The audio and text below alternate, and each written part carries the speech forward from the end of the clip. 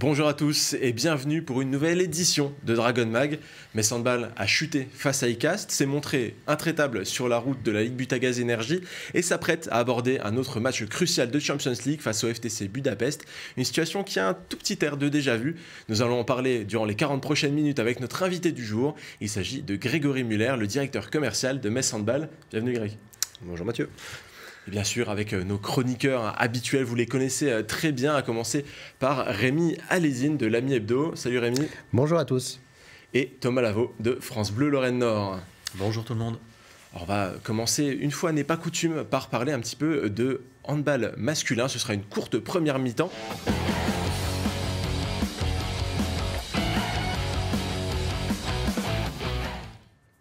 Le week-end dernier avait lieu un derby en National 1 masculine opposant Metz Handball et Thionville au complexe Saint-Symphorien. Un match qui a glissé en faveur des Messins mais qui n'a pas manqué d'intensité. Je vous propose d'écouter David Motika à ce sujet. C'est vrai que les derbys sont toujours compliqués à gérer, que ce soit sportivement et surtout émotionnellement. On avait besoin de cette victoire pour relancer cette deuxième partie de saison. On avait subi chez eux en tout début de championnat. On voulait prendre notre revanche sur nos terres et puis relancer, comme j'ai dit, notre deuxième partie de saison et c'est chose faite. Et ça fait beaucoup de bien au groupe et ça va nous permettre de travailler plus sereinement sur la continuité. Après, en première mi-temps, ce que je regrette un petit peu, c'est qu'à un moment donné, on réussit à creuser un peu l'écart à 13-9 et qu'on n'arrive pas forcément à gérer correctement cette fin de première mi-temps. Ça nous est déjà arrivé la semaine dernière à Molsheim, où on était au bout de 15 minutes à plus 5 et on finit à moins 6. On a toujours des creux avec énormément de pertes de balles, du déchet dans le duel tireur-gardien, qui nous font mal, qui permet aux adversaires de revenir. Et à la mi-temps, on a recadré certaines choses, on a apporté un peu plus de sérénité, moins de nervosité comme en première. Et puis on a réussi à creuser l'écart qu'il fallait, même si à un moment donné, à la 50e, on commence à se faire peur à plus 7. On réussit à bien gérer la fin de match grâce à l'expérience de certains joueurs. C'est vrai que ça nous arrive rarement de jouer devant ce genre d'ambiance, ce genre de public. Et ça fait tellement plaisir de voir du monde dans les tribunes, voir de l'ambiance. Ça apporte une telle ferveur et les joueurs, ça les motive davantage. Et ça nous pousse à repartir de l'avant sur les coups de moins bien. Peut-être que sans ce public en fin de match, quand Thionville commence à revenir, peut-être qu'on n'arriverait pas à revenir. Mais voilà, grâce à cette ferveur, cette ambiance, ça nous fait gagner des matchs. Donc Greg, tu étais présent à ce match. Toi, tu as l'habitude de gérer des jauges à plus de 4000 spectateurs dans les arènes. Là, on n'y était pas du tout, c'est complexe Saint-Symphorien. Mais on a vu une très belle ambiance. Et c'est aussi une chance pour une équipe de National 1 masculine d'avoir un public qui pousse comme ça sur des gros matchs.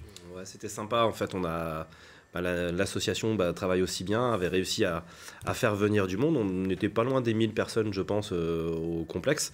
Donc, ce qui faisait du bien, ça faisait une belle ambiance. Il y avait beaucoup de Thionvillois, il y avait beaucoup de Messins. Donc, ça faisait une belle petite rivalité, un bon match de haut niveau, parce que ça reste du haut niveau.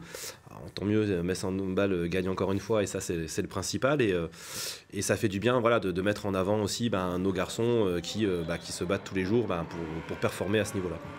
Rémi, on va pas y revenir, on sait que tu es nostalgique des duels SMEC, ASPTT, tout ça, un petit peu. Ouais, mais je n'étais pas vraiment né en fait. Bah ouais, mais je connais toute l'histoire. On peut avoir la nostalgie, on peut connaître l'histoire, mais on a quand même de la chance d'avoir aussi des derbys en nationale masculine aujourd'hui. Voilà, il y a Thionville, on pourrait parler de Folchvillers, mais ça, ouais. Ce sont toujours des beaux matchs à voir. On peut surtout se féliciter que le handball en Moselle masculin aille mieux qu'il y a quelques années, se féliciter qu'à Metz, il y ait de nouveau une équipe compétitive. Même si on le sait, l'ambition de ce club ne peut pas être d'évoluer plus haut, dans des divisions plus haut, parce qu'il y a Metz Handball féminin, parce que les filles ont pris la place, et c'est tant mieux. Par contre, le petit point noir, c'est le coup d'arrêt pour Thionville. Si on peut faire cette parenthèse-là, qui avait construit un très beau projet, ce qui ressemble très fortement à ce qu'a fait Thionville en football. Et là, pour le handball, il y a un coup d'arrêt, parce que ça commence à être dangereux pour eux. C'est une 10e ou une 11e défaite d'affilée, je crois, je ne sais plus. 10e défaite. Malheureusement, c'est contre Metz. Pour Metz Handball, ça va un petit peu mieux. Mais évidemment, félicitons-nous d'avoir des Metz-Thionville. À ce niveau-là, au handball, ça fait du bien. Alors tu l'as dit, Metz Handball se porte plutôt bien dans cette poule de National 1 masculine. On va le voir au classement. Avec 29 points, les hommes de David Motika peuvent facilement prendre l'autoroute de la première partie de classement s'il y a encore de bons résultats dans les prochaines semaines. Et on peut être inquiet pour Thionville avec ses 10 défaites de suite, une crise en interne, changement de coach. On souhaite bien sûr à ce club mosellan de redresser la barre parce qu'on a envie encore de voir des beaux matchs comme celui-ci et de continuer à avoir des derbys, une petite rivalité et puis de la présence en tribune.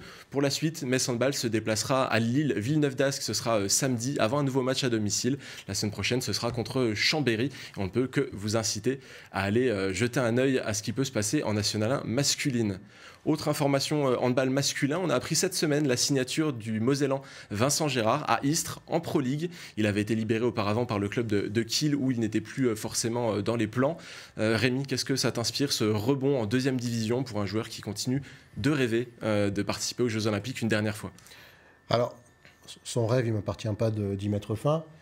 Par contre, on peut analyser froidement les choses et estimer que pour une équipe qui vient d'être championne d'Europe, l'équipe de France, je parle, sans Vincent Gérard, donc qui a écrit une nouvelle histoire, avec en plus le gardien de but qui lui a un petit peu brisé son aventure à Kiel, c'est le jeu de la concurrence et c'est comme ça. Je suis content que Vincent Gérard reste un amoureux du handball, croit encore à ses rêves. Pour autant, je pense que le rêve de Paris 2024 s'éloigne, ce qui n'empêche pas Vincent Gérard d'avoir une carrière extraordinaire en équipe de France. Peut-être que je me trompe, peut-être que finalement il va être appelé dans cette équipe de France. Il peut arriver beaucoup de choses en handball. Malgré tout, je pense que les belles heures de Vincent Gérard en équipe de France, et elles sont très belles, elles sont derrière lui. On va en tout cas continuer à suivre un petit peu sa progression. Est-ce qu'il va être titulaire immédiatement avec Istres? Est-ce qu'il va réussir à marquer un petit peu le coup et à terminer sa carrière avec une bonne note? On y sera particulièrement attentif, mais je vous l'avais dit, même si j'ai un petit peu bafouillé, la première mi-temps allait être très courte. Eh bien, on va tout de suite passer au deuxième acte.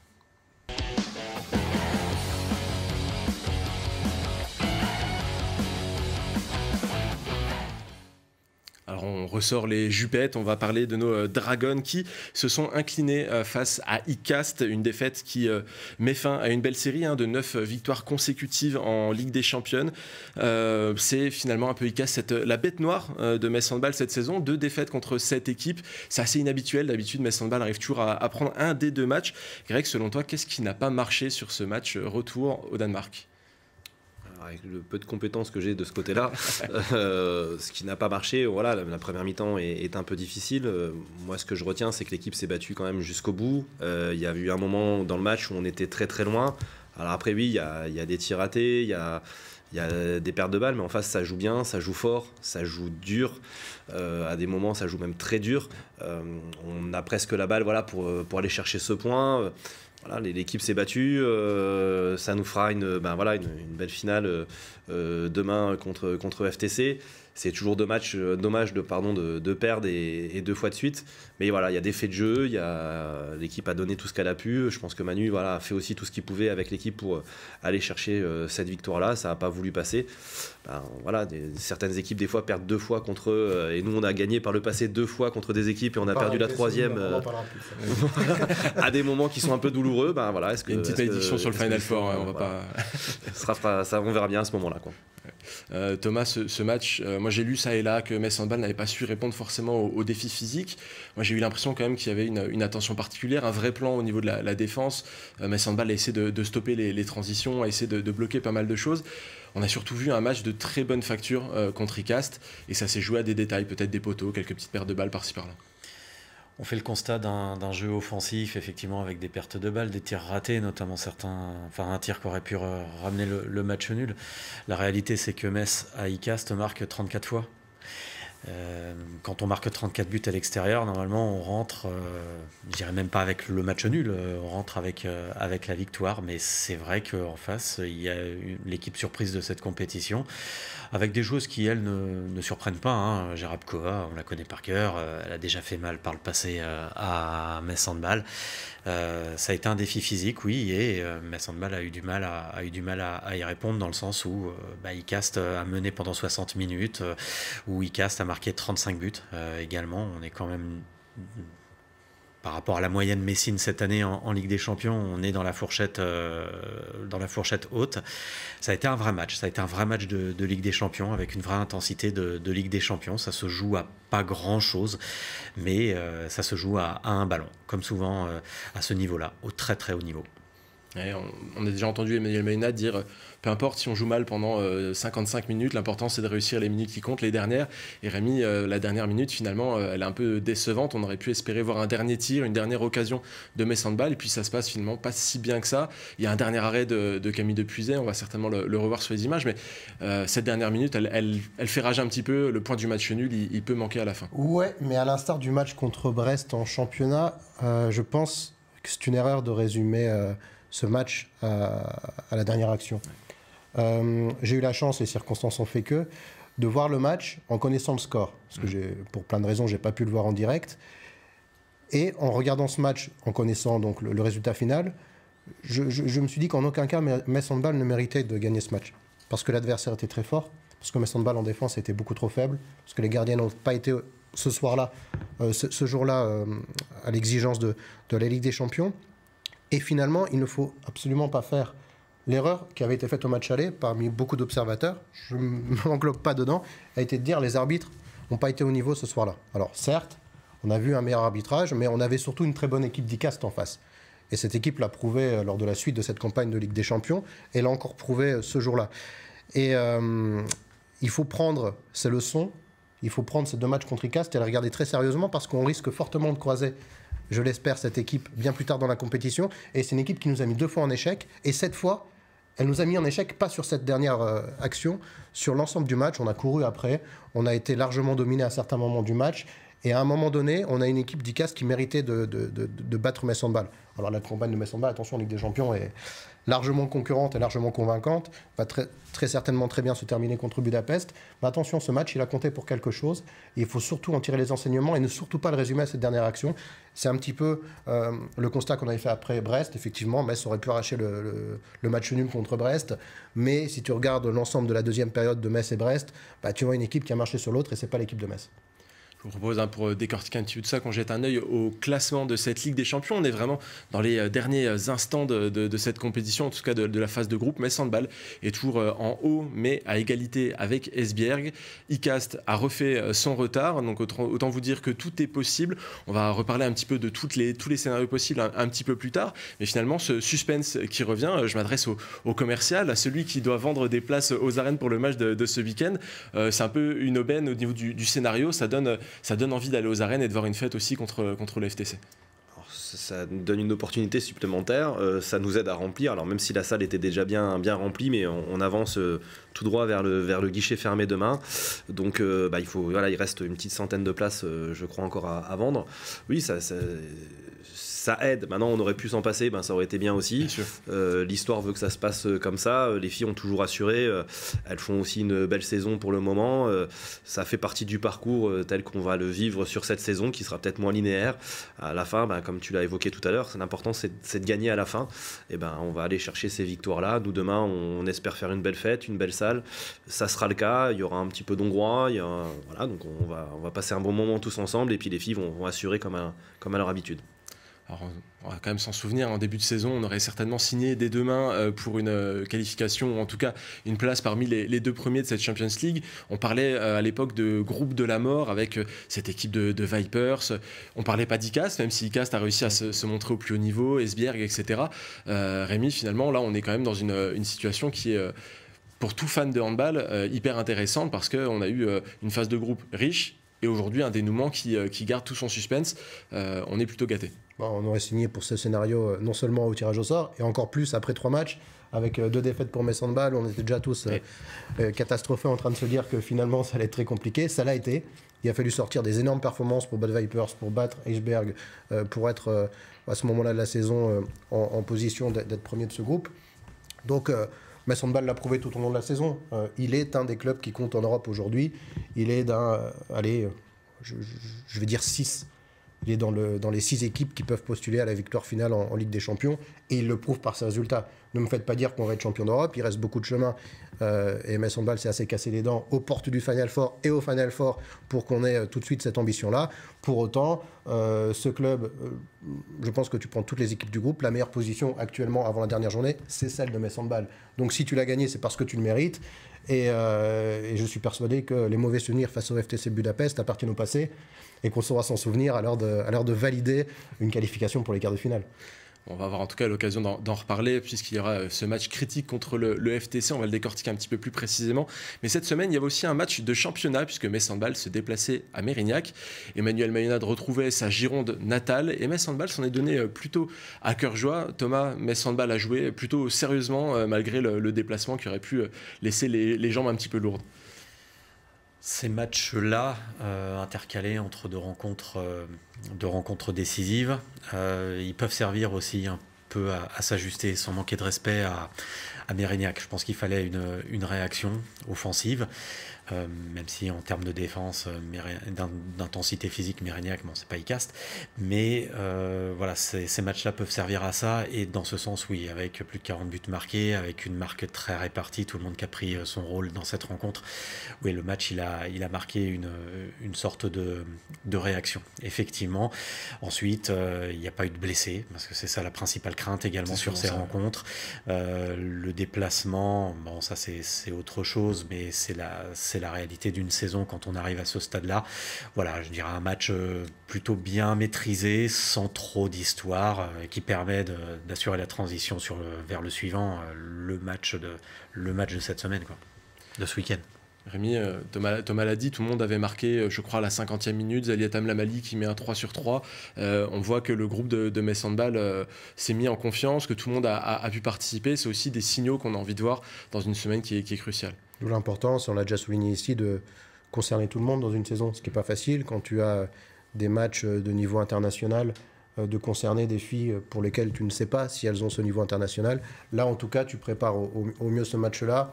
C'est un match qui, dans quelques semaines, plus personne ne s'en souviendra. Et c'est un bonheur parce que si par malheur tu l'avais perdu, tout le monde pointerait du doigt ce Mérignac-Metz. Donc la meilleure façon d'oublier ce match, qui est important parce que c'est pas le moment aujourd'hui d'en parler, mais chaque point va compter. Il faut tous les gagner désormais. Pour la conquête désormais d'un titre de champion de France. Donc ils sont super importants ces matchs-là. On sait que le rapport de force est toujours très favorable, très souvent 80% du temps très favorable au collectif de Metz Handball. Donc fort heureusement, tout s'est bien passé.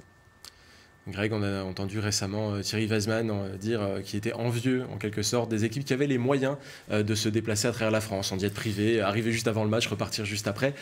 Pour ce match à Mérignac, Metz Handball s'est déplacé en train. C'est 5 à 6 heures dans un sens, 5 à 6 heures dans l'autre. C'est forcément des situations qu'on aimerait éviter dans le sport de haut niveau. On ne va pas forcément parler d'écologie, on se souvient du scandale avec le PSG, etc. C'est encore une autre affaire. Mais là-dessus, effectivement, Metz Handball ne peut pas forcément s'aligner. C'est encore un club qui est un cran en dessous des moyens qu'ont certains gros clubs européens, voire même certains gros clubs français. Il est clair que pour nous, voilà, on n'a pas les mêmes possibilités. Après, le faire en train, voilà, ça se fait aussi bien. Aujourd'hui, on a la chance, à Metz-Bordeaux se fait quand même relativement bien aujourd'hui. Ils ont pu faire un train direct à l'aller, un train direct au retour. Il n'y a pas eu ces passages par Paris qui, en plus, des fois, complexifient pour elles le transport. Donc oui, on se bat avec nos armes, on essaie de trouver des solutions. Comme ça a été fait en début de saison, on a enchaîné des matchs dans le sud pour éviter de faire des allers-retours. Je pense que tout est pensé, ou en tout cas optimisé pour faire entre nos moyens et nos possibilités pour que l'équipe elle puisse et récupérer et enchaîner. Un jour peut-être, voilà, mais est-ce qu'il n'y aura pas d'autres modes de fonctionnement qui font qu'on pourra aménager les choses différemment. C'est aussi toute la force de cette équipe de Manu et de tout ce qui est organisé autour de l'équipe, c'est de réussir malgré voilà, ce changement ou ce que d'autres pourraient faire, leur capacité à savoir enchaîner, à savoir bien faire les choses. À noter sur les autres terrains qu'il y avait un autre match de haut tableau en Bretagne avec un choc Brest contre Nantes. Les Neptunes ont tenu le début de match, mais leurs défaillances ont été largement punies à la moindre occasion. Et Brest s'est imposé 33-28 pour rester invaincu. Bien sûr, on va continuer de garder un œil sur les résultats de Brest tout au long de cette saison. On y est obligé désormais. On y reviendra de toute façon prochainement, puisque les Neptunes seront en Moselle fin mars. Ce sera aussi un des matchs cruciaux de la deuxième partie de saison. En attendant, il nous reste à aborder le match de samedi, le dernier de la phase de poule de Champions League face au FTC Raicargo Hungaria. Ce match qui rappelle de drôles de souvenirs. Thomas, on se souvient du match aller, du match de l'année dernière, le dernier de Champions League qui a fait mal. Je pense que si on convoque les fantômes d'il y a un an, du quart de finale, c'est parce qu'il y a des points de comparaison entre le match de ce week-end et le quart de finale. Ce week-end, en réalité, c'est un peu un barrage virtuel. C'est un match à enjeu pour les deux équipes. Metz pour assurer sa qualification directe et puis FTC déjà pour assurer sa qualification en barrage. Et je pense qu'elles sont ravies d'être à cette place vu le début de Ligue des Champions qu'elles ont effectué. Il y a le fait aussi que ça se joue aux arènes comme il y a un an. Le fait que FTC finalement n'a pas beaucoup changé. L'effectif n'a pas beaucoup changé par rapport à il y a un an. Mais ce match-là, une bonne partie de ce match-là a été exorcisée lors de la rencontre à l'aller. Il n'y a pas eu de match. Metz avait gagné, je crois, de mémoire de 13 buts. Donc c'est la preuve que si on raisonne uniquement en termes de handball, et uniquement en termes de handball, Metz est au-dessus de FTC. L'année dernière, en revanche, la deuxième mi-temps du match retour, elle ne s'était pas jouée que sur des questions de handball. Elle s'était beaucoup jouée aussi, on va dire, sur le jeu sans ballon.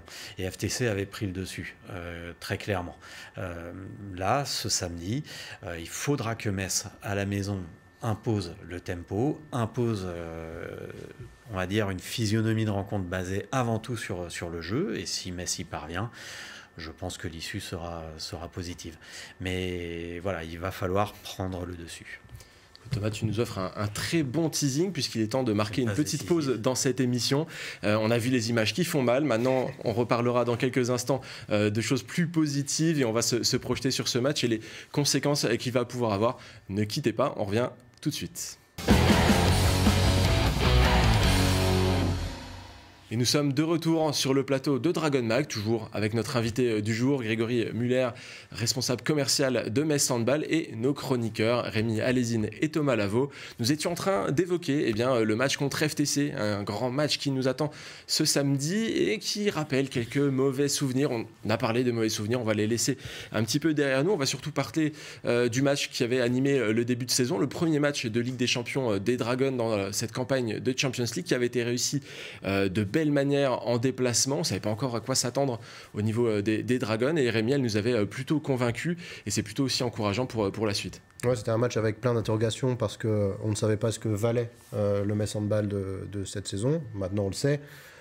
On ne savait pas ce que valait le FTC qu'on allait retrouver. Je pense qu'on a vu un FTC bien plus faible ce qu'il n'est actuellement. Voilà. Pour plein de raisons, cette équipe n'était pas prête en début de saison. Et l'équipe qu'on va voir demain aux arènes n'aura pas grand-chose à voir avec l'équipe qui a accueilli Metz Handball en tout début de saison. Ça, c'est pas une surprise. Pour autant, Thomas a parfaitement raison. Si on raisonne en termes de handball, on a une équipe qui vise la première place d'un groupe très compliqué, avec quelques-unes des meilleures équipes d'Europe, et une équipe qui vise, et c'est déjà très bien, une qualification pour les barrages de cette Ligue des Champions. Donc le statut n'est pas le même.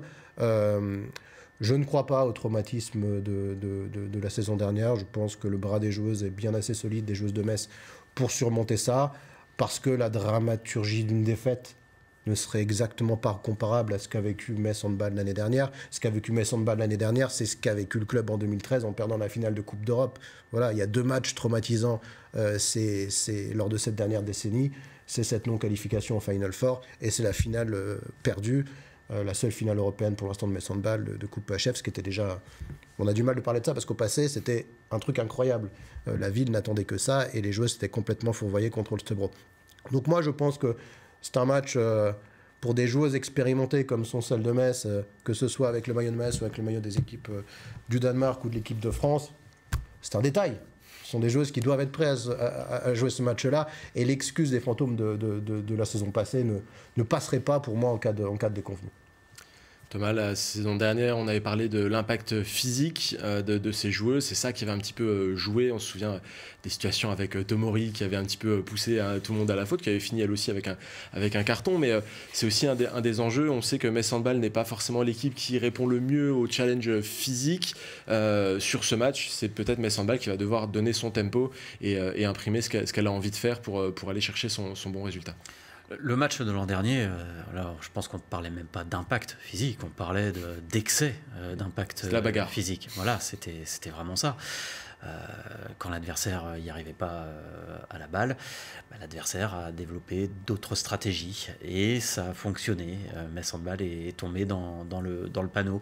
Mais voilà, il y a un an qui nous sépare de cette rencontre face à FTC. Peut-être que aussi, quand vous visez les sommets en Europe, vous avez besoin de leçons à retenir. Et ce match de FTC, c'est une leçon. Je pense que c'est une leçon, c'est un précédent et dans lequel effectivement il faut éviter de retomber. C'est Metz Handball qui est en position préférentielle avant cette rencontre. Une victoire et c'est bon, la qualification elle est assurée. Il ne faut pas croire néanmoins que ce sera facile, même si en termes de valeur handballistique, si FTC vice-champion d'Europe. Je pense que Metz a largement toutes les qualités nécessaires pour remporter ce match. Il faudra réussir un gros début de match. Il ne faudra pas réitérer la première mi-temps d'Icast. Là, par contre, il faudra rentrer tout de suite dedans. Si possible, prendre les choses en main, créer l'écart. Puis ensuite, FTC peut également se qualifier même en cas de défaite. Donc je ne sais pas si FTC mettra autant d'engagement physique que l'année dernière. Greg, cette équipe d'FTC, il faut peut-être s'habituer à la croiser parce qu'elle a des ambitions. Elle a pu surprendre avec sa manière de recruter aussi. Il y a eu 7 annonces d'un coup à un moment donné, 4 à un autre moment. On se dit que par rapport à Metz Handball qui a savamment égrené ses annonces, qui a bien communiqué, etc., on est sur un club qui déballe tout et qui a surtout annoncé nous, on veut gagner la Champions League. Si ce n'est pas cette année, ce sera la prochaine. Et il y a des recrutements, certaines joueuses qu'on connaît bien, Orlan Canor, Laura Gloser, Valeria Maslova, pour ne citer qu'elle.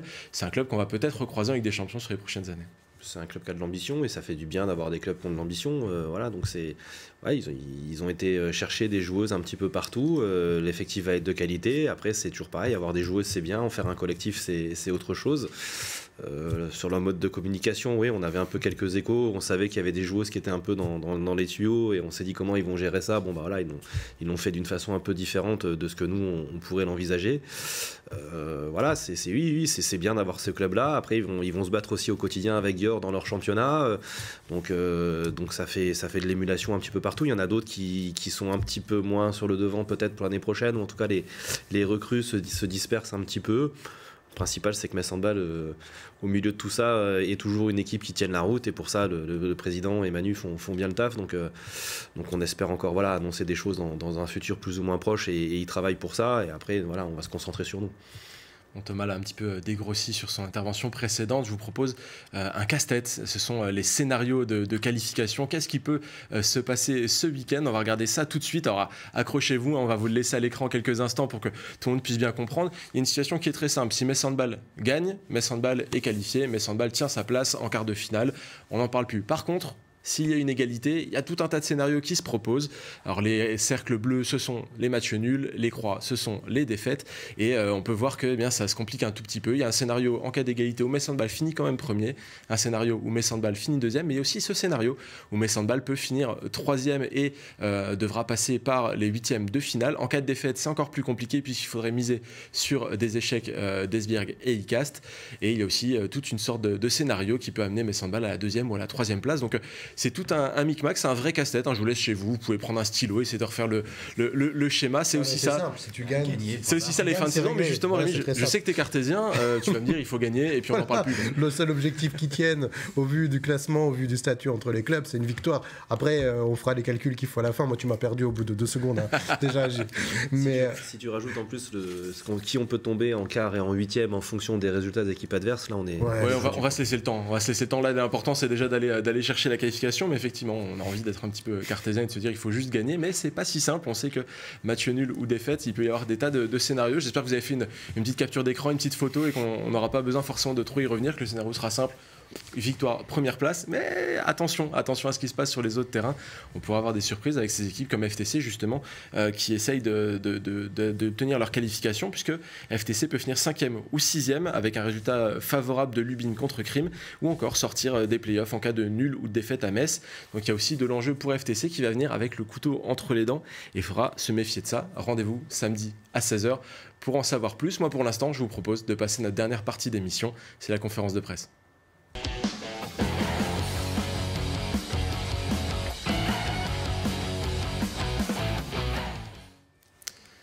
Donc Greg, on va parler de divers sujets autour de Metz Handball. On va peut-être laisser un petit peu le sportif de côté, on l'a déjà bien dégrossi, mais on va parler de ce qui se passe tout autour. Metz Handball continue un petit peu sa transformation. On a connu des changements en tribune, on a connu des changements autour des tribunes. Cette année, il y a aussi une grande nouveauté, c'est la boutique qui a fait peau neuve, qui a changé au niveau des arènes. On a eu des ouvertures aussi cet hiver pour les fêtes. Et c'est vraiment un plus aussi avec une gamme qui est plutôt bien représentée en plateau d'ailleurs. C'était une volonté de pouvoir proposer aux supporters une possibilité d'acheter autrement, en tout cas d'adhérer à nos couleurs. On a échangé avec un partenaire sur qu'est-ce qu'il pouvait nous apporter, comment on pouvait travailler. L'idée, c'était de sortir de cette logique aussi de conteneur où on ne pouvait pas forcément voir les choses, les toucher. Donc on l'a utilisé de façon différente. Et aujourd'hui, c'est une vraie réussite. Outre le produit boutique en lui-même, ce qu'on a réussi à y mettre à l'intérieur aussi est plutôt sympa. Il y a cette nouvelle dragonnette qui fait fureur. Il y a un réassort de maillots assez régulier, alors même si pour certains ça n'est pas assez, mais on est aussi en train d'apprendre, en train d'avancer. On en vend beaucoup plus que ce qu'on en vendait. Donc le temps des réassorts, on discute aussi avec Kempa de telle sorte à pouvoir fonctionner autrement. Et puis demain vous aurez des nouveautés encore sur un ballon Metz Handball, étiqueté Metz Handball. On travaille sur d'autres produits, donc ça se passe très très bien de ce côté-là. Oui. Bon, une boutique c'est bien, mais si les arènes sont vides, ça ne marche pas si bien que ça. On peut aussi dire que les affluences sont plutôt intéressantes, même s'il y a eu ces matchs au complexe Saint-Symphorien qui ont un petit peu faussé la donne. Quand les matchs sont aux arènes, ça fait le plein et ça permet d'amener du monde et ça fédère aussi autour de cette boutique et de tout ce qui peut se passer autour. Cette année, par rapport à N-1, on est à 17% de remplissage en plus par rapport à l'année dernière. Donc on est dans la continuité de ce que l'on avait enclenché. La salle résonne, la salle fonctionne plutôt bien. On est sur des belles affluences. Alors oui, il y a ce paradoxe Palais des Sports où on va mettre de côté et on en est désolé. Et on espère que ça se reproduira le moins possible, voire plus du tout. Mais ça, c'est pas toujours dépendant de notre volonté. Ça se remplit bien. On est sur des belles affiches. Les gens viennent vivre vraiment un spectacle tous ensemble. Ils viennent soutenir l'équipe de façon importante. On l'a vu aussi à Nancy. On a réussi à Nancy à amener 4640 personnes pour être précis. Donc c'est même plus que ce qu'on peut faire aux arènes. Sur un match où on avait le FC Metz qui jouait un match important pour eux avec Lorient de l'autre côté. Donc on a une vraie communauté, des gens qui s'identifiaient aux couleurs, aux valeurs. On travaille bien avec le comité de Moselle, on travaille bien avec la Ligue Grand Est de handball. On a une belle synergie aujourd'hui et on espère que ça va bien continuer. Tu évoques le match à Nancy, alors on a pu en parler un petit peu la semaine dernière dans l'émission, mais c'est vrai que c'est pas transparent comme opération, c'est quelque chose qui demande de l'investissement, de l'énergie, des bénévoles. Vous y avez laissé un peu d'énergie dans cette affaire. Ouais, on a laissé un peu de plume, on est encore un peu en souffrance. L'énergie, elle a été un peu impactée, enchaînée 3 salles différentes en une semaine, passer d'une configuration aux arènes, une configuration à Gentilly et une configuration Palais des Sports avec tout ce que ça générait, parce qu'il y a le SLUC Nancy, il y a le Nancy Handball, donc tout le monde en termes de bénévoles, en termes d'intérim, en termes des équipes, tout le monde a énormément donné et c'était super parce que à chaque fois on a fait des belles victoires et des belles affluences. C'était important de bien faire là-bas. L'année dernière, si on prend des proportions, à Nancy on est 2200 personnes. Là, aujourd'hui, on est 4006. Donc, on a aussi travaillé différemment. C'est un match qui est arrivé aussi différemment dans la saison. Quand il arrive au mois de septembre ou au début octobre, c'est pas pareil que d'avoir un match qui arrive au mois de février. Donc, on a le temps de le travailler, on a le temps d'enchaîner les choses différemment. Alors, c'est pas pour autant qu'on veut retourner à Nancy, bien évidemment. Si on peut rester dans nos arènes, ça sera très bien. Par contre, on a su aller chercher des leviers un peu importants pour nous aider à remplir. Des clubs des Vosges sont venus, des clubs de Meuse sont venus. Donc, c'était une belle fête. Que entendre ici c'est Metz à Nancy, c'est toujours un truc un petit peu spécial. C'est toujours un petit plaisir personnel en tout cas. Mais bon, exactement. Thomas, une question. Développer les produits dérivés, est-ce que c'est, on va dire avant tout, dans l'air du temps pour un club professionnel, est-ce que dans un contexte aussi où tout coûte un petit peu plus cher, notamment maintenir une activité de handball professionnel, maintenir une équipe top niveau européen, c'est un levier supplémentaire aussi pour pouvoir rester dans la course. Est-ce que ce paramètre-là aussi, il est important ? Il est très important.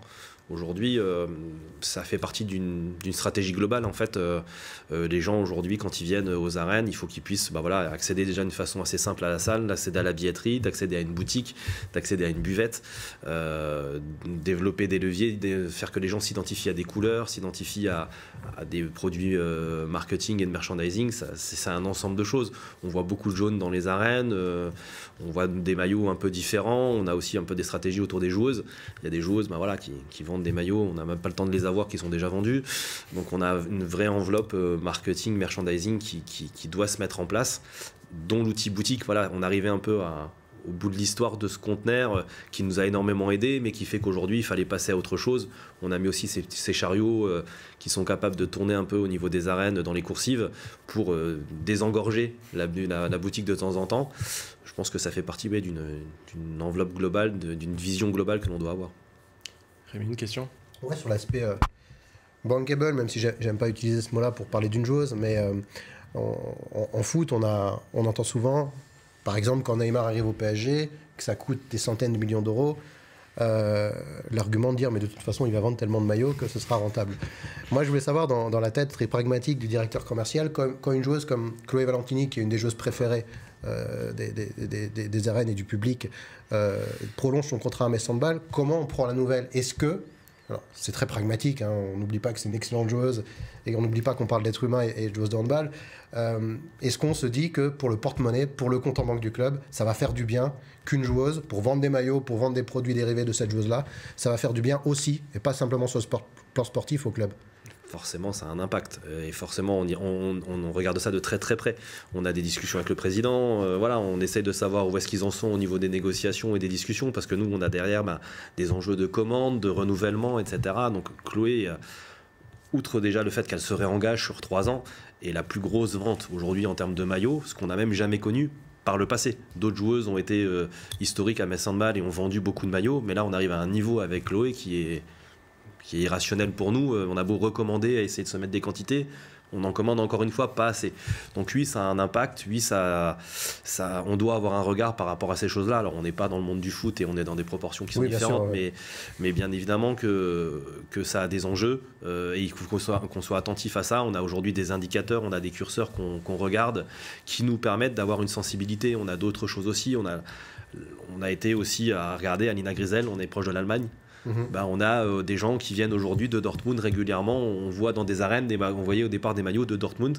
Aujourd'hui, on voit des maillots Metz Handball avec Alina Grisel dans le dos. Ça fait partie aussi des ventes qui marchent plutôt bien, alors que c'est pas forcément une des joueuses qu'on avait au départ mis dans les top ventes ou qu'on aurait imaginé dans les top ventes. Donc il y a plein d'enjeux, il y a plein d'indicateurs aujourd'hui qu'on essaye de suivre pour se donner des proportions. Mais Chloé est une très très bonne nouvelle pour la stratégie du club. Alors Greg, tu nous parles des maillots qu'on voit aux arènes. Les plus attentifs de spectateurs ont vu qu'il y a aussi des maillots de Metz Handball dans les salles à l'extérieur, parfois même des drapeaux, mais ce sont généralement des déplacements un petit peu isolés, des choses comme ça. Là, il y a un déplacement qui s'organise et ce ne sera pas un cas isolé, il y aura du monde. Il y aura 390 personnes donc, à l'ATH la semaine prochaine, donc c'est une très très bonne nouvelle. On a rebondi très rapidement quand on a appris que l'ATH prenait le pari ambitieux de prendre la salle d'Uranus. Moi j'ai trouvé ça exceptionnel en fait aujourd'hui qu'un club prenne l'envergure d'un match comme Metz Handball, de vouloir gérer un peu ce derby. On s'est appelé très rapidement avec l'ATH en disant voilà, le sportif, nous, ça ne nous regarde pas. Comment on peut faire une fête du handball? Comment on peut promouvoir le handball dans le Grand Est? Comment on peut passer un bon moment ensemble? On sait et on a la chance d'avoir des supporters qui sont géniaux et qui ont envie de suivre l'équipe, qui ont envie de s'identifier à ce que l'on essaye de faire. Donc ça a mordu très très vite. Je pense que même l'ATH a été surpris qu'on avance autant dans les réservations. Je pense qu'ils pensaient qu'on allait en faire un peu moins. Mais tant mieux pour nous. Et on avait aussi cette volonté de pouvoir dire que Metz Handball et le club français, encore une fois, premier à pouvoir déplacer autant de monde dans des salles à l'extérieur. Et on espère que d'autres auront cette envie d'aller chercher des salles un peu plus importantes chez eux, quand ils vont nous accueillir nous, quand ils vont accueillir Brest aussi. Voilà, on a besoin que la LBE se densifie, on a besoin que les supporters se déplacent pour que on valorise le plus possible notre sport, qui va peut-être nous amener des droits télé, qui va peut-être nous amener d'autres choses. En fait, on a aussi un élément moteur qu'on doit nous porter pour développer la structure.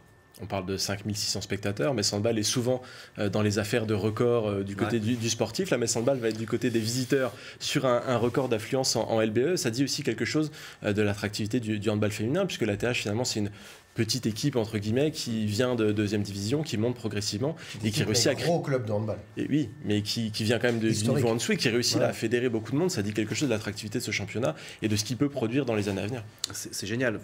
Franchement, des premiers échanges qu'on a eus, quand ils disent ouais, on y va, on le fait, nous, on a quand même une idée de ce que ça représente d'aller chercher une salle pareille, d'aller la remplir, d'aller installer demain. Il y a un gerflore, il y a un terrain, il y a un parquet. On avait quelqu'un de l'ATH qui était avec nous hier lors du montage du gerflore parce qu'on préparait déjà la salle pour le match de demain. Parce que voilà, ils ont envie aussi de bien faire. Ils savent faire, mais voilà, si on peut aider à accompagner, c'est avec plaisir. Ouais, c'est un vrai beau moment. J'espère qu'on va passer un vrai bon moment tous ensemble autour d'une belle fête du handball. Une salle pleine, ça fait toujours du bien. Moselle TV nous accompagne dans ce moment-là et c'est aussi super parce que on a pu échanger avec vous, moi très rapidement, parce que ça serait dommage que les gens ne voient pas aussi ce moment de communion où s'il n'y a pas d'image, ça va pas exister. La Moselle, l'Alsace, voilà, on va être un peu là, on va générer un petit peu notre petite rivalité, mais à la fin, tant que Metz Handball gagne et qu'on passe un bon moment, nous on sera les plus heureux. Alors attention, question épineuse, est-ce que ça appelle à d'autres déplacements sur la suite de la saison? Il y en a beaucoup qui ont repéré un match à Brest dans quelques semaines, quelques mois, qui pourrait être intéressant. Alors c'était dans l'idée aussi de départ, c'était de peut-être lancer notre saison de déplacement ou de futurs déplacements. On a une demi-finale de Coupe de France qui nous amène à Brest. Alors après, c'est pas le même déplacement, c'est pas la même organisation, ça tombe pas au même moment sur un week-end aussi un peu plus compliqué. On y a réfléchi, on essaye de regarder. Après, voilà, c'est pas aussi simple. L'année dernière, on avait tenté le train. Malheureusement, on n'a pas réussi à le faire. On s'est reposé la question, mais ça reste aussi des gros budgets. Je pense que les gens aussi nous suivent déjà beaucoup depuis le début de l'année. Quand on enchaîne un Vipers, un Brest, un Eschberg, un FTC, c'est beaucoup d'argent. Donc, merci à tous de soutenir le club et de venir et de nous accompagner. Les gens viennent encore à l'ATH. On va essayer de proposer. Après, on verra bien ce qu'il en est. On verra bien si on a un potentiel quart de finale de Coupe d'Europe en fonction de l'adversaire qu'on aura, ce qu'on pourra faire. Potentiellement une finale aussi à Bercy. On va se laisser le temps on va pas aller trop vite. On va pas faire l'affront de parler de Final Four. On a suffisamment vécu de choses l'année dernière. On a des idées. En fonction des échéances et des résultats, on proposera les choses. Très bien, merci en tout cas d'avoir été avec nous pour cette émission. Merci messieurs d'avoir été face à lui pour poser d'excellentes questions. Chers spectateurs, moi je vous donne rendez-vous la semaine prochaine, même lieu, même heure. Et je vous donne surtout déjà un rendez-vous supplémentaire, on vient d'en parler, c'est le samedi 24 février avec le retour du handball féminin en live sur Moselle TV. Vous le réclamiez, le voilà. Et à l'extérieur de surcroît, nous serons à Strasbourg pour proposer la belle fête du handball qui est organisée par l'ATH Aurénus. On sera en direct à partir de 19h20 et on a particulièrement hâte d'y être. En tout cas, le rendez-vous est pris. À très vite sur Moselle TV.